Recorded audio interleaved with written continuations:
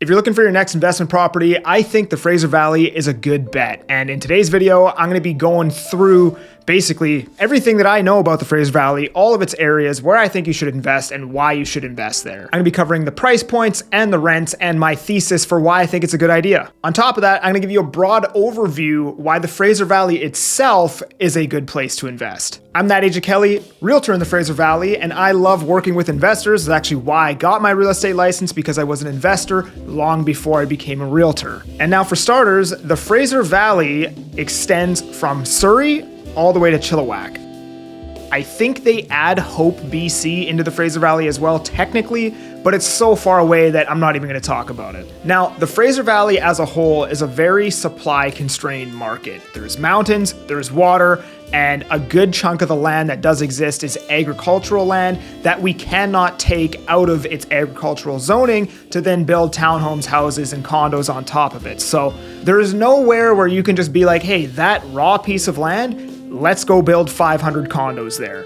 If you want to build in the Fraser Valley, you're going to have to knock down an existing detached home. You're going to have to get 4 people in a row, all side-by-side neighbors, to agree to sell, knock down their homes, go through the permit process, the construction process, and then add new supply to market. So for that reason, because inflation is fixed into our money supply, you want to be buying scarce and hard assets that are basically guaranteed to go up over time because of the inflation. And the Fraser Valley ticks all of those boxes. So every time the Fraser Valley seems too expensive, it always seems to go up higher because it's hard and scarce and because inflation is fixed into the monetary system. So we're gonna start with Surrey, and then we are gonna work our way out east. And generally speaking, aside from a few luxury areas, the Fraser Valley gets cheaper the further you go east and more expensive the further you go west. So we're going to be starting with the most expensive area in the Fraser Valley. And within Surrey, we have Surrey Central. So Surrey Central is Surrey's downtown core, and just 10 years ago, it wasn't even called Surrey Central. They actually called it Willoughby, and it had one of the worst names in all of Canada. This area was known for crime, drugs, garbage, and lots of unhoused people. However, since the city has plowed tons of its resources into this area and has really kind of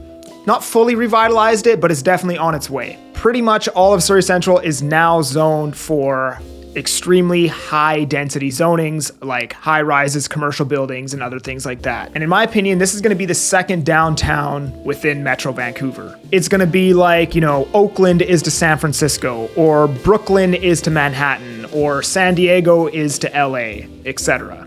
We don't really have a second downtown yet, even though we're a massive metropolitan, well-renowned, one of the best cities in the world. We don't have that second downtown. Surrey's going to be it. Its population is expected to surpass Vancouver's by the year 2029 or 2030.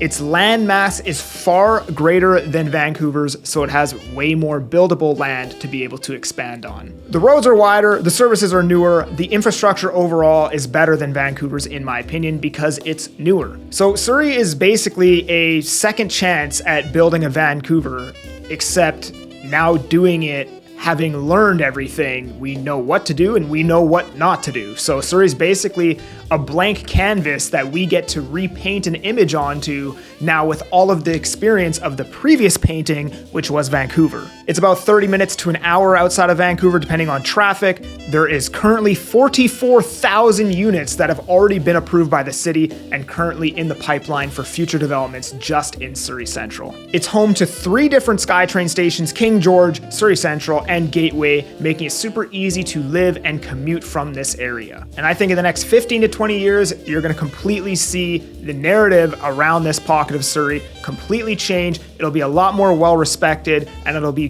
becoming somewhat of a metropolitan city. Now, if you're investing here, I would specifically look at 1-bedroom condos. I made an entire video why you should consider buying 1-bedroom condos over 2-bedroom condos, and I'll leave the link to that at the end of this video. But there's so much amazing inventory in Surrey Central right now. It's actually crazy. Months of inventory is like 18 months of inventory. anything over 6 is a buyer's market, so we're 3 times the amount of what a normal buyer's market is in Surrey Central right now. You can get 1-bedroom units in concrete high-rises built by some of the best developers in all of North America, 20th to 30th floor, at least 500 square feet, 1 underground parking, and only a couple years old for the high 400,000s, roughly 480K. The views are amazing, the build quality is amazing, the floor plans are good, and you're buying in one of the quickest growing cities in all of Canada with a very bright future. Currently, these units are only a couple years old and selling for the low 800s to mid 900 bucks a square foot.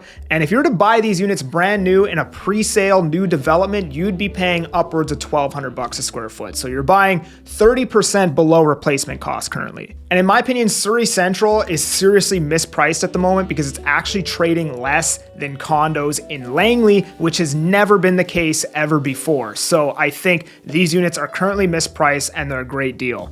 They would rent for about 2,100 bucks a month, give or take some. And again, I think they're a great long-term hold for future rent and price appreciation. Now, that being said, I do think if you buy anything in Surrey Central, it is a long-term hold because with 44,000 units in the pipeline, that is going to be a lot of supply hitting the market over the years, which is going to suppress the appreciation growth. However, if you look 10, 15 years out, 8 to 15 years out, I think you're going to do absolutely amazing on these units. Now, based on a unit that I'd actually purchased myself around 480,000 and a rough rent of 2,000 bucks a month, your cap rate for this area is 5%. Now, this isn't the real cap rate because I'm not minusing, property tax, maintenance fees, and everything off of it. I was just too lazy to do that for this video and do it for every single area.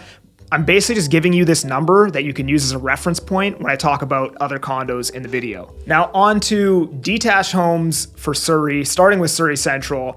I think if you're picking up a detached homes on the outskirts of Surrey Central, the city is likely going to expand its high density zoning outwards because that's typically what they do. And if you're lucky and you buy something on the outskirts of their current high density zoning, well, there's a good enough chance that they will eventually rezone your home to high density, meaning you're going to get an instant bump in 20% appreciation. That's on top of the normal appreciation that you would already see just for owning that home. So I think that is an amazing buy as well. And you can get these detached homes for as low as around 1.2 million. However, your cap rates are going to suck on these because they don't have a suite.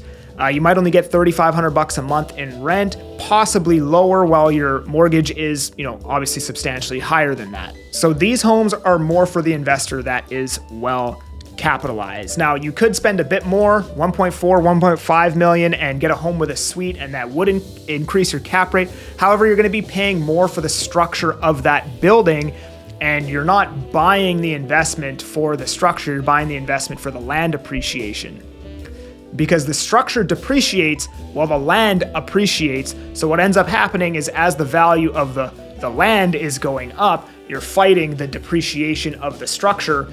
Obviously, you still make money, but in a perfect world, you typically want to be buying homes where the structure of the home is basically worthless and you're just paying for the land.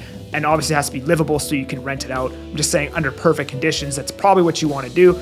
But you could buy a detached home with a suite and lessen the negative cash flow every single month, as opposed to injecting more capital so that you're not severely cash flow negative. Because whoever is buying this detached home from you is likely going to be buying it for the land value and not the structure. Now on to Fleetwood, another sub area a little bit further east from Surrey Central. Recently they announced that they're going to be extending the SkyTrain from Surrey Central into Langley City, and it's going to go down Fraser Highway to get there. Well, Fleetwood is on Fraser Highway on its way to Langley, so you're going to have a couple SkyTrain stations in Fleetwood, and for that reason, it's another good growth opportunity. Now, currently in Fleetwood, you won't find any concrete units, and in fact, there isn't very much condo product at all. Fleetwood is still mostly detached homes, and it's actually mostly 1990s detached homes that are on 6,000 square foot lots or sometimes even smaller, and for that exact reason, I wouldn't recommend that you buy a detached home as an investment in Fleetwood, but I would recommend that you buy a condo if you can find one that makes sense. There just isn't very many of them available to purchase. And that's another issue with detached homes. I feel like I should expand on this, is that the newer the detached home, typically the smaller the lot size. And if you're buying it for the future potential and the appreciation of the land, when you buy an older detached home, you're typically going to get a 7,000 plus sized square foot lot. Now, if you're looking to invest in specifically detached homes, this is where I would look in Surrey. I would look in Cloverdale and specifically the west side of Cloverdale. On the west side of Cloverdale, you have tons of split level homes built in the 70s and 80s, and I love these homes for an investor because again, they sit on 7,000 plus square foot lots, and because they're split level homes, a lot of them already have suites, or you even have the potential to add a suite. And in an area like this, I would recommend buying a home with a suite. Even though I just told you don't want to pay more for the structure, this is an area that you might actually be selling this home to an end user in the future as opposed to a developer. And for that reason, I'd probably want the suite to make my holding costs a lot less strenuous as I'm holding this property. These homes are old enough that they've seen the bulk of the depreciation that the structure is going to see. And again, West Cloverdale is another area that I could see being rezoned for townhomes in the future. And typically any of these homes built in the 1970s are usually in areas that could be up for rezoning in the future. And you can get one of these homes from the mid 1.2s to the mid 1.4s, and these are a great long-term hold in my opinion. And they rent anywhere from $3,200 a month to $5,000 a month, depending on if it's a rancher or if it's a detached home with a suite. Now, going into Langley, the first pocket that I'd recommend is Langley City, which is the downtown core of Langley. This is where the SkyTrain is coming. The rents here, typically speaking and historically speaking, this actually isn't true as I shoot this video because as I explained, Surrey Central, in my opinion, is mispriced, but typically the rents are similar to Surrey, but the price point is cheaper. So the cap rates, historically speaking, are higher in Langley than they are in Surrey. And typically, if you're buying near a SkyTrain, it is recommended as a good investment. And there's actually a statistic that backs up what I'm about to tell you, is that if you buy a property within 500 meters of a SkyTrain, those properties appreciate 15% better than comparable properties outside of that radius. Now, I think that appreciation is probably going to even be better if you buy near a proposed SkyTrain station, one that isn't even built yet. I think you would see even more appreciation. And that's because the SkyTrain increases the buyer pool for that property. It opens it up to more people who would be willing to live in that property because now people who don't even own a car could live there. People who, you know what I'm saying, people that commute to downtown Vancouver, it's a lot easier for them to live there. And because it opens up the buyer pool, it increases competition for the unit, and competition is just another word for demand. Langley City is extremely amenity rich, tons of restaurants, a massive futuristic mall, breweries, wineries, everything is here. And in Langley City, you can currently buy a nice wood frame one bed for about $455K that should rent for $1,950 to $2,000 a month. Meaning the cap rate, I guess, is slightly higher, but in Surrey Central, you're getting a concrete unit built by the best developers in the game on the 30th floor. So I think the value is better in Surrey Central currently. But by the time you watch this video, that might be different. Now onto Willoughby Heights, another sub area in Langley. This area is mostly brand new. When I was in high school, the entire area was grass, and now everything there is just completely blown up. Brand new, amazing neighborhood. Most of the people that move there are young and growing families. There's a lot of people moving from Vancouver to Willoughby, and the reason why they're moving from Vancouver to specifically Willoughby is that it's located right on the highway. You're literally 2 or 3 minutes to Highway 1 from Willoughby, so it's great for people that have to commute to downtown Vancouver. The price point in this area is higher than Langley City, but that's because it's also not just an investment-focused area, but it's also great for end users, people who actually want to live there and grow a family. And you're probably in the high 400Ks, roughly the same as Surrey Central, 480K, but again, you're getting wood frame and not concrete on the 30th floor. And here you're probably 30 to 45 minutes again to downtown Vancouver, depending on what time of day you leave. And this is probably where I would live and invest in Langley currently. And you're only, if you go to the bus stop, you're only a 10-minute bus ride away from the future planned SkyTrain station anyways. And in Willoughby, there is a lot more available product to choose from than in Langley City. A lot of the product in Langley City is older. There are lots of newer condos there too. There's just way more in Willoughby. And in this area, you might actually get a slightly higher rent than Surrey Central right now, just because, again, you're renting to end users, people who want to live there for a long time. So you might actually get $2,100 a month here as opposed to $2,000 Surrey Central, which would mean the cap rate is slightly higher here. Some of that I'm speculating. Obviously, I'm not a property manager, but I think there would be a lot more people who would rather live in Willoughby than Surrey Central currently right now. That is probably going to change in the next decade. But I think in a normal market, you'd probably see cap rates like 0.5% higher in Willoughby than you would in Surrey Central. That's what it used to be in 2021 and early 2022, but obviously with all the inventory coming online in Surrey Central, things have changed recently. And also Langley City should be quite a bit cheaper than Willoughby, so it's interesting to see that the pricing is somewhat comparable at the moment. On to Langley detached, I would look at the outskirts of Langley City for a detached home for all the exact same reasons that I would look for a detached on the outskirts of Surrey Central. I would not buy a detached home in Willoughby as an investment for all the same reasons that I would not buy a detached home in Fleetwood as an investment. And on the outskirts of Langley City, you're 1.2 to 1.4 mil for a detached home. But another area that I would definitely recommend as an investment that is more my style of investment would be Brookswood. So Brookswood, again, tons of these 1970s to 1980s split level homes that you can add a suite in. The lot sizes here are some of the biggest for any suburb in all of the Fraser Valley, if not the biggest. You're looking at 8 to 14,000 square foot lots in this area. And it's also not very far from Langley's downtown core. You're maybe 8 minutes away. And I believe they're probably going to start increasing the density in this area, or at least updating Brookswood, because everything there was built so long ago. I think they're at the very least going to start adding some new commercial in that area. And Brookswood, in my opinion, is very comparable to, say, Cloverdale, but the pricing is slightly cheaper. And you can get something good in this area for, again, similar pricing to Cloverdale, but it's actually a bit cheaper, the 1.2s to the 1.4s kind of thing. All right, now on to Abbotsford. So I'd recommend buying condos pretty much anywhere in Abbotsford if it meets this criteria. And this is the same forever. This is my 1-bedroom criteria. At least 500 square feet, newer than 2007, functional floor plan. And the reason why I say it would be okay to buy a condo pretty much anywhere in Abbotsford is there's just not a whole lot of condo product to choose from. So you can't really be picky. That being said, if I had it my way, these are the areas that I'd focus on. So anywhere close to High Street Mall in West Abbotsford, and West Abbotsford is actually so west and it's right along the highway, kind of similar to Willoughby and Langley, that you could actually get to Vancouver some days quicker from West Abbotsford than you could from Langley City, because Langley City, you have to drive through the city to get to the highway, hit 15 lights on the way there. West Abbotsford, you're right on the highway, drive straight to Vancouver. So West Abbotsford, close to the High Street Mall, anywhere close to Seven Oaks Mall in central Abbotsford. And the reason being is that the city has actually deemed this as the city center, or Abbotsford city center. And that is likely going to result in the city pouring more resources into this area and increasing the density here. The next pocket I'd focus on is McCallum Road, right off the McCallum Road highway exit. This area is 5 minutes from SFU. It's 5 minutes from Abbotsford Events Center. It sits right along the highway and has tons of walkable amenities right inside of that pocket. I really, really like this area for a condo investment, and it also has a lot of decent product to choose from right within that pocket.